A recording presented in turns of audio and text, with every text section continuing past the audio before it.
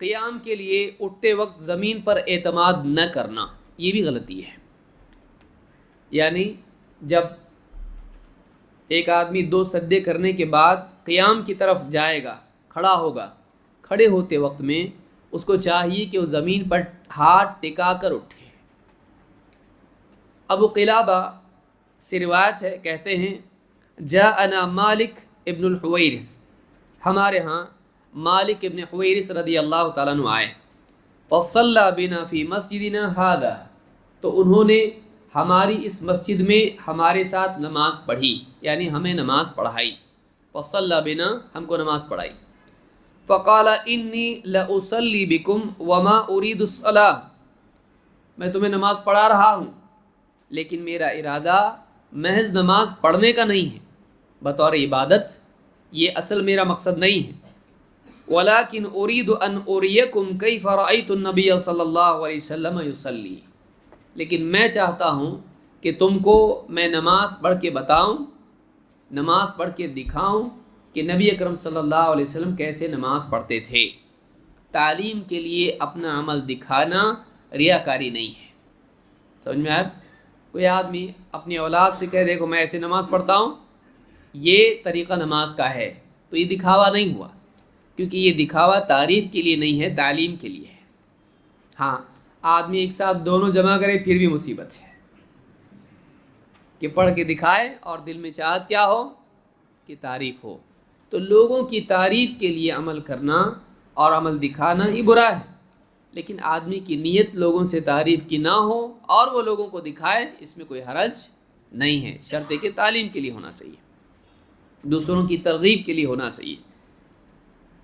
تو قال ایوب، راوی حدیث کے ایوب کہتے ہیں قلت لأبی قلابہ، میں نے ابی قلابہ سے کہا وکیف کان صلاتہ، مالک ابن حویرث رضی اللہ عنہ کی نماز کیسی تھی، کیونکہ انہوں نے دیکھا۔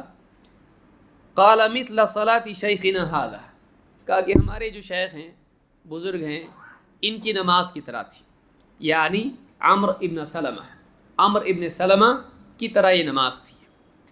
قال ایوب وکان ذلک الشیخ یتم التکبیر، یہ جو شیخ تھے عمرو ابن سلمہ، یہ کیا کرتے تھے، تکبیر پوری کہتے تھے، یعنی مقامات پر جہاں جہاں تکبیر ہے برابر تکبیر کہتے تھے۔ وَإِذَا رَفَعَ رَأْسَهُ عَنِ السَّجْدَةِ الثَّانِيَةِ جَلَسَ وَاعْتَمَدَ عَلَى الْأَرْضِ ثُمَّ قَامَ، جب دوسرے سجدہ سے فارغ ہوتے تھے تو بیٹھ جاتے تھے اور زمین پر اعتماد یعنی ٹیک لگاتے تھے، اس کے بعد کھڑے ہوتے تھے، زمین پر ہاتھ ٹکا کر وہ کھڑے ہوتے تھے۔ تو یہ صحیح البخاری کی روایت ہے، اور اس سے معلوم ہوتا ہے کہ 2 سجدوں کے بعد جب آدمی قیام کے لیے اٹھے گا تو اس کو کیا کرنا چاہیے، زمین پر ٹیک لگا کے اٹھنا چاہیے۔ بعض لوگوں نے کہا کہ یہ جو ٹیک لگانا ہے یہ کیا ہے، بڑھاپے کی وجہ سے تھا۔ اگر کوئی آدمی یہ کہتا بھی ہے تو اس سے ہم یہ کہیں گے ٹھیک ہے، اگر آپ بوڑھوں ہی کے لیے اس کو مانتے ہو تو کم سے کم اپنے بڑھاپے میں تو کر لو، یا جو بوڑھے ہیں ان کو اس سنت کی ترغیب دو، لیکن وہ کسی کو بھی اس کی اجازت نہیں دیتے ہیں، کہتے ہیں ضروری نہیں، اور بڑھاپے میں اللہ کے نبی صلی اللہ علیہ وسلم نے کیا۔ تو اگر واقعی آپ نے بڑھاپے میں کیا تو بوڑھے کے لیے تو کم سے کم سنت ہونا چاہیے، لیکن کوئی بھی اس پر عمل کرتا ہے نہیں، یہ بڑھاپے کی وجہ سے نہیں تھا۔ عبداللہ ابن عمر رضی اللہ تعالیٰ عنہ اسی طرح سے نماز میں جب قیام کرتے تھے تو ہاتھ ٹکاتے۔ بعض لوگوں نے کہا شاید بڑھاپے کی وجہ سے کر رہے ہیں، کہا نہیں بلکہ یہ ایسا ہی ہے، یعنی نماز میں اسی طرح سے قیام کیا جاتا ہے، یہ بڑھاپے کی وجہ سے نہیں ہے بلکہ یہ نبی اکرم صلی اللہ علیہ وسلم کی سنت کی وجہ سے۔ اگر کوئی آدمی اس طرح سے کرنا شروع کر دے، یہ کسی مجبوری کی وجہ سے کیا ہوگا، یہ بڑھاپے کی وجہ سے کیا ہوگا، یہ بیمار تھے اس لیے کیا ہوگا، تو ایسا اگر اپنی عقل سے ہم تعلیلات بیان کرنے لگیں، بہت ساری سنتیں ہم چھوڑ دیں گے۔ مسواک کے بارے میں کہے گا تبھی برش نہیں تھا، ٹوتھ پیسٹ نہیں تھا، کولگیٹ نہیں تھا، ہے نا، تو آدمی پھر کیا کرے گا، مسواک بھی چھوڑ دے گا۔ سفید لباس بولے گا دوسرے کلر نہیں تھے، کچھ بھی بول سکتا ہے۔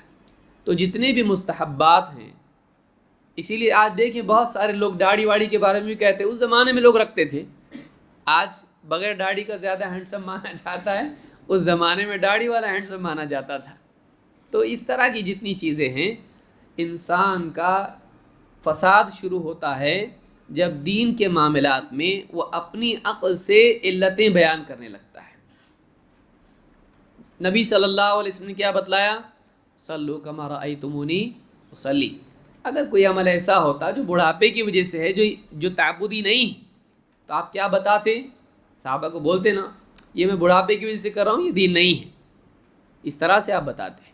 لیکن آپ نے کہیں بتایا اس طرح سے؟ نہیں۔